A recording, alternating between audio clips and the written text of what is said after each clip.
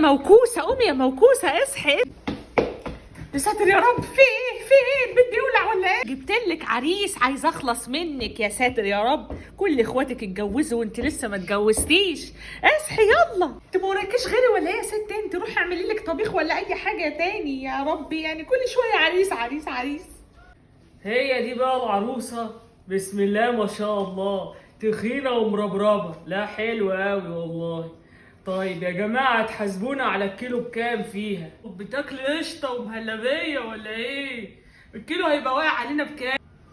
هو ده العريس؟ هو ده اللي بتتخانقي معايا علشانه؟ ويا ترى انا هبقى الزوجه بكام ان شاء الله؟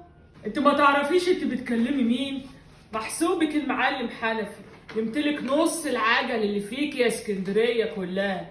اكيد طبعا مش هكتفي بيك انت بس، عند بولية والتانية والتالتة من كل محافظة يا حبيبتي، وانت هتبقى الرابعة. عاجبك ولا لا؟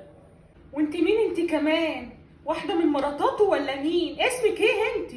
كفالة الشر يا حبيبتي. مراته ايه اللي مراته؟ لا طبعا، محسوبتك يا حبيبتي ام سيد الخطبه. الحاجه النقاوه دي الحاج حنفي، انا اللي جايبهولك العريس. انا قلت الحاجه الحلوه دي عايزه واحده كمل زيك.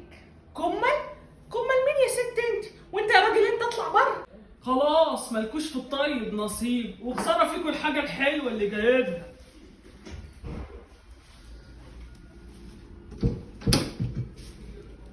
وانت يما ليكي عندي حساب تاني خالص. وانت تعالي لي بقى يا ست، انت تعالي.